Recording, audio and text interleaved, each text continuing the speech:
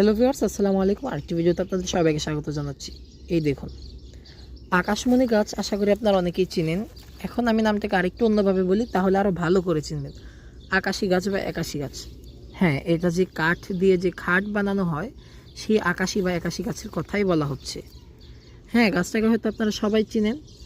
এই যে দেখুন, এটা হচ্ছে একটা আকাশী গাছ বা একাশী গাছ, যেটার সঠিক নাম আকাশমণি। পাতাটা দেখে এতক্ষণ হয়তো চিনেছেন, কিন্তু এখন একটা রহস্য বলি, এটা কিন্তু গাছের পাতা নয়। এমনকি আমরা আকাশী গাছ জুড়ে যে এত এত পাতা দেখি, সেগুলো কোনোটাই পাতা নয়, এগুলো মূলত কাণ্ড। হ্যাঁ, আসল পাতাগুলো হচ্ছে যে এগুলো দেখুন। হ্যাঁ, এখন বলবেন এটা তো আকাশী গাছ নয়, পাতা এরকম কেন? আসলে আকাশী গাছ বা আকাশমণি গাছ যখন বীজ থেকে হয়, তখন কিন্তু এই প্রথম কয়েকটা পাতাই সেই গাছের প্রথম পাতাগুলো হয় এবং শেষ পাতাগুলো হয়।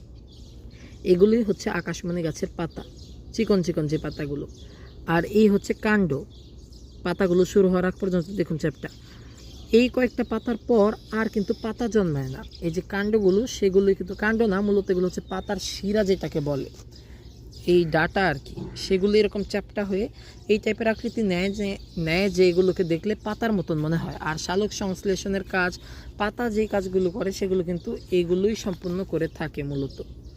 আর যে অরিজিনাল পাতা, সেগুলো গাছটার 1 থেকে 1.5 মাসের মধ্যে ওই পাতাগুলো নষ্ট হয়ে যায়, পরে আর থাকে না। তো এই জিনিসটা কারা কারা জানতেন অবশ্যই কমেন্ট করে জানাবেন। ধন্যবাদ সবাইকে। আসসালামু আলাইকুম।